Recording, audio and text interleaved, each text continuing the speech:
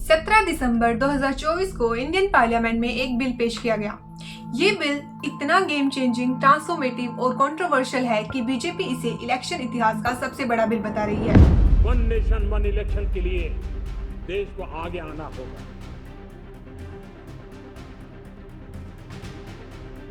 BJP का मानना है कि ये बिल इंडिया के लिए इकोनॉमिक मास्टर स्ट्रोक होगा, जबकि ऑपोजिशन का कहना ये है कि ये बिल डेमोक्रेसी के लिए खतरा है। बीजेपी के अनुसार ये बिल आने के बाद इंडियन इकोनॉमी में 4.5 लाख करोड़ का बूस्ट होगा, जबकि विपक्ष का मानना ये है कि ये बिल हमारी डेमोक्रेसी को वीक करेगा और देश को डिक्टेटरशिप के रास्ते पर लेकर जाएगा। अरे आपको क्या मिलेगा? 1 इलेक्शन की, 10 इलेक्शन की, 12 election. This bill will finish off regional parties. This bill is only brought in to massage the ego of the supreme leader. को लगता है कि प्रधानमंत्री मोदी जी पर के प्रचार से ये पूरे ये भारत के चुनाव को छीनेंगे, तो हम ये चोरी नहीं होने देंगे। देश एक चुनाव, एक भारतीय जनता पार्टी की जुगाड़ है। It is not an election reforms. It is just a fulfillment of one gentleman's desire. ये बिल है one nation one election bill. India की मीडिया ने जनता को एजुकेट करने की बजाय इसे टीआरपी का एक तमाशा बना दिया है।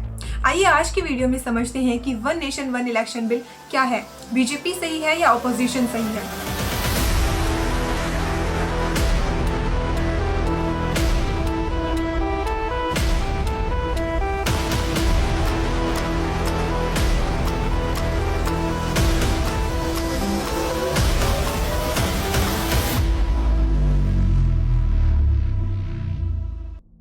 शुरुआत करते हैं बेसिक से। वन नेशन वन इलेक्शन का मतलब है सभी इलेक्शन को एक साथ सिंक्रोनाइज करना, यानी कि लोकसभा और लेजिस्लेटिव असेंबली के होने वाले इलेक्शन को एक साथ कंडक्ट करवाना। आज के समय में डिफरेंट टाइम पर डिफरेंट इलेक्शन होते हैं। फॉर एग्जांपल जून 2024 में लोकसभा की इलेक्शन हुई। इसी के बाद अलग अलग टाइम पर जम्मू कश्मीर, हरियाणा, महाराष्ट्र और झारखंड के इलेक्शन हुए। इसी के साथ देश में पंचायत और म्यूनसिपैलिटी के इलेक्शन तो हर वक्त चलते ही रहते हैं। लेकिन इस इलेक्शन सिस्टम में आखिरकार प्रॉब्लम क्या है? गवर्नमेंट इसे चेंज क्यों करना चाहती है? बीजेपी ने इसके 3 मेन रीजन बताए हैं। पहला है गवर्नेंस स्लो डाउन। देखिए, जब भी इलेक्शन होते हैं तो देश में मॉडल कोड ऑफ कंडक्ट लागू हो जाता है।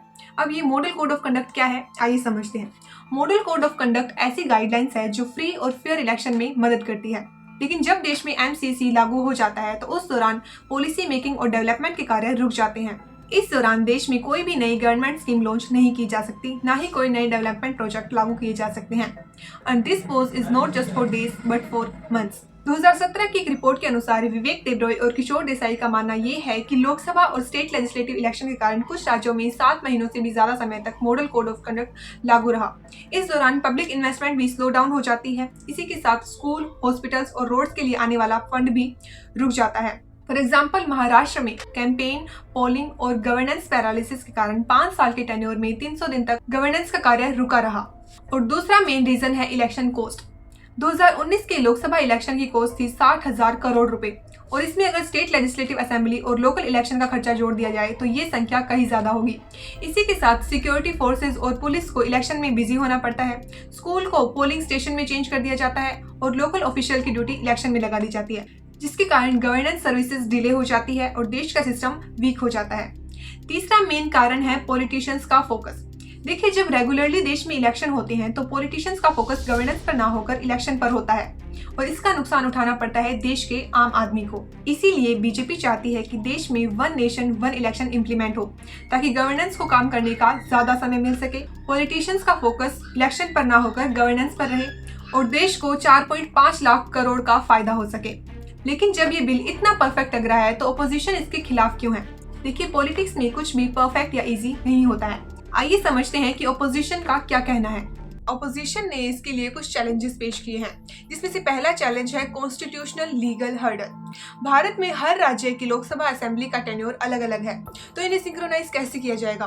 क्या कुछ राज्यों का टेन्योर पहले खत्म कर दिया जाएगा या फिर हर राज्य में प्रेसिडेंट रूल लगाकर उन पर यूनियन का कंट्रोल किया जाएगा?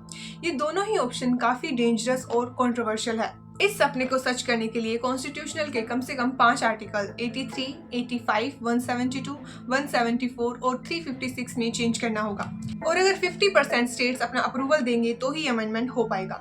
लेकिन क्या भारत जैसे डाइवर्स देश में जहां हर राज्य की अपनी पॉलिटिक्स और अपने इंटरेस्ट है, ये आसानी से हो पाएगा? दूसरा मेन इश्यू है overlapping of national and state issues.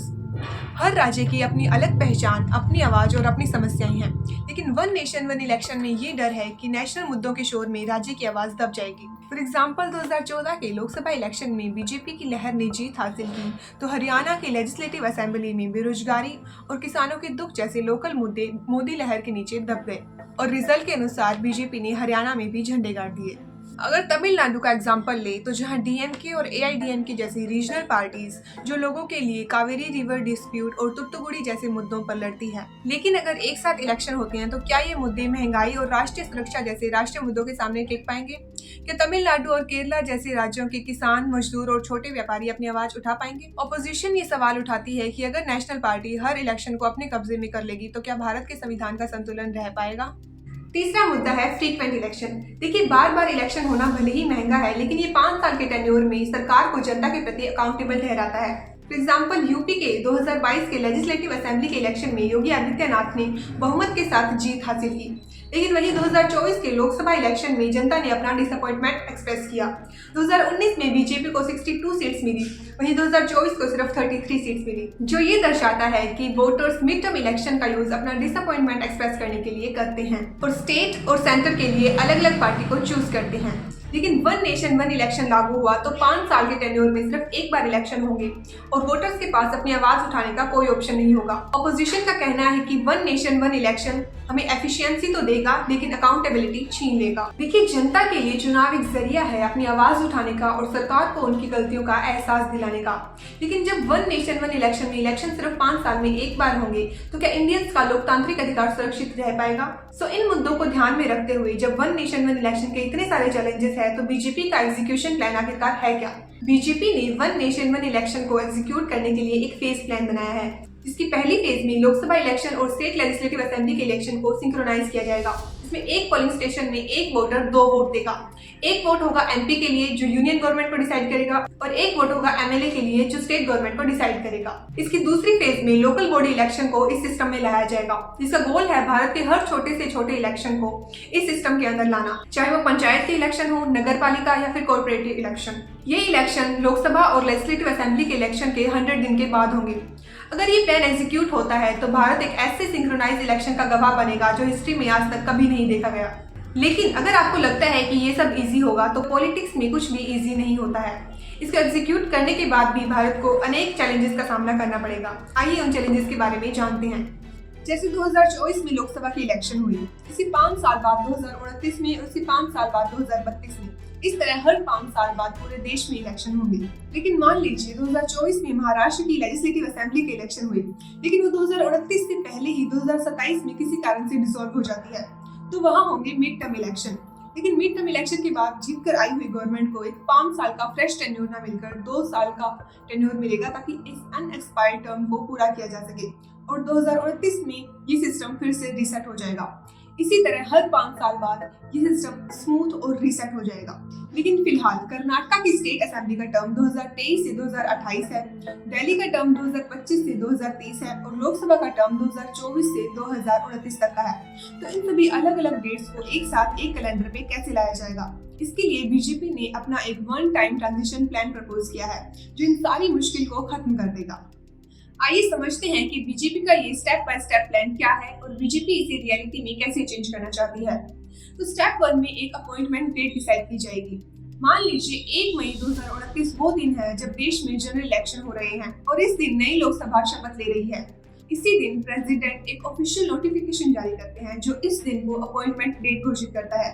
यानी कि इस दिन के बाद एक खास रूल लागू होगा जो सभी स्टेट असेंबली के टेन्योर को लोकसभा के टेन्योर के साथ अलाइन कर देगा।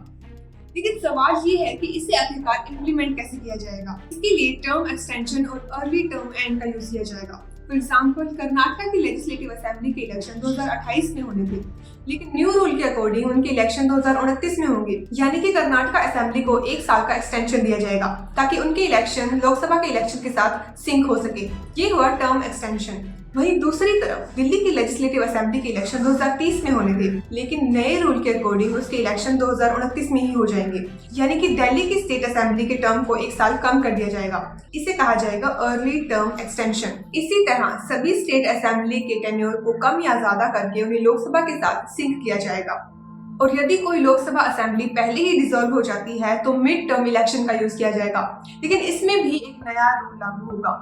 मिड टर्म इलेक्शन के बाद जो गवर्नमेंट चुनकर आएगी उसका टेन्योर 5 साल का ना होकर बाकी की बची अनएक्सपायर्ड टर्म के लिए होगा और उसके बाद उसे डिसॉल्व कर दिया जाएगा, ताकि सिस्टम हर 5 साल बाद अपने आप को रीसेट कर सके। यानी कि इंडियन पॉलिटिक्स चाहे कितने भी अनस्टेबल हो, ये सिस्टम हर 5 साल बाद अपने आप को रीसेट कर लेगा। बीजेपी का मानना ये है कि 2034 तक भारत एक ऐसे इतिहास का गवाह बनेगा जो आज तक कभी नहीं देखा गया। हर भारतीय वोटर कश्मीर से कन्याकुमारी तक, मुंबई से मणिपुर तक एक ही सिंक्रोनाइज कैलेंडर में लोकसभा और स्टेट असेंबली के लिए वोट करेगा, जो पूरे देश को एक सिंक्रोनाइज इलेक्शन कैलेंडर देगा, जो रिसोर्सेज को भी बचाएगा और पॉलिटिशियन के डिस्ट्रैक्शन को खत्म करेगा। और गवर्नमेंट को एक क्लियर मैंडेट मिलेगा ताकि वो अगले 5 साल के लिए सिर्फ अपने काम पर फोकस कर सके।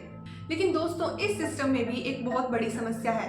माना कोई स्टेट गवर्नमेंट टर्म पूरा होने से पहले ही गिर जाती है तो नई गवर्नमेंट बचे हुए 1 या 2 साल के लिए चुनी जाएगी। फॉर एग्जाम्पल, माना महाराष्ट्र की गवर्नमेंट 2027 में ही गिर जाती है तो नए सीएम और उनकी टीम को काम करने के लिए सिर्फ 2 साल मिलेंगे। तो सवाल ये है कि क्या सरकार लॉन्ग टर्म रिफॉर्म्स पर फोकस करेगी या सिर्फ अपना राजनीतिक वजूद बचाने के लिए काम करेगी? क्या ये बोरोड टाइम के लिए आई हुई गवर्नमेंट बोल्ड और इम्पैक्टफुल रिजोल्यूशंस ला पाएगी जो लोगों के लिए फायदेमंद हो, या सिर्फ फ्री बीज का सहारा लेकर नेक्स्ट इलेक्शन तक टिकने की कोशिश करेगी? और अगर गवर्नमेंट का मतलब सिर्फ शॉर्ट टर्म सर्वाइवल हो जाएगा तो इसका असली नुकसान किसे होगा? लोगों को, स्टेट की प्रोग्रेस को और हमारे फ्यूचर को। ये एक बहुत बड़ी बात है। एक तरफ जहां इस बिल में नेशनल यूनिटी और एफिशिएंसी जैसे वादे किए गए हैं, वहीं इस बिल में दूसरी तरफ कई सारे ऐसे चैलेंजेस हैं जो कई सारे सवाल खड़े कर देते हैं। पहला सवाल, सिंक्रोनाइज इलेक्शन हमें एफिशिएंसी प्रदान करते हैं और नेशनल यूनिटी का एहसास दिलाते हैं, लेकिन वहीं ये रीजनल इश्यूज की आवाज को दबा भी सकते हैं। सवाल नंबर 2, एक ही इलेक्शन होने के कारण लोग नेशनल लेवल प्रायोरिटीज जैसे इंफ्रास्ट्रक्चर, डिफेंस, इकोनॉमिक रिफॉर्म्स पर तो फोकस कर पाएंगे, लेकिन इसके बीच क्रिटिकल स्टेट इश्यूज कैसे हाईलाइट हो पाएंगे? सवाल नंबर 3, एक ही इलेक्शन होने पर सरकार को अगले 5 साल के टेन्योर में बिना किसी रुकावट के काम करने का मौका मिलेगा, लेकिन बार बार इलेक्शन अकाउंटेबिलिटी को बढ़ाते हैं। अगर सरकार खराब काम करती है तो वोटर्स मिड टर्म में अपना गुस्सा दिखाकर सरकार को सजा देते हैं, लेकिन अगर एक ही इलेक्शन हुए तो वोटर्स के हाथों से ये पावर निकल जाएगी। सवाल नंबर 4, अगर कोई गवर्नमेंट 1 या 2 साल के लिए चुनी जाती है तो क्या वो स्टेट के फ्यूचर के लिए रिफॉर्म्स लाने की हिम्मत करेगी या सिर्फ फ्री बीज का सहारा लेकर अपने पॉलिटिकल सर्वाइवल का गेम खेलेगी? तो ये वो पर्सपेक्टिव थे जो हमें न सिर्फ एक वोटर के रूप में बल्कि एक जिम्मेदार सिटीजन के रूप में सोचने पर मजबूर करते हैं। आई जस्ट होप कि आपको इस केस स्टडी से कुछ वैल्यूएबल सीखने को मिला।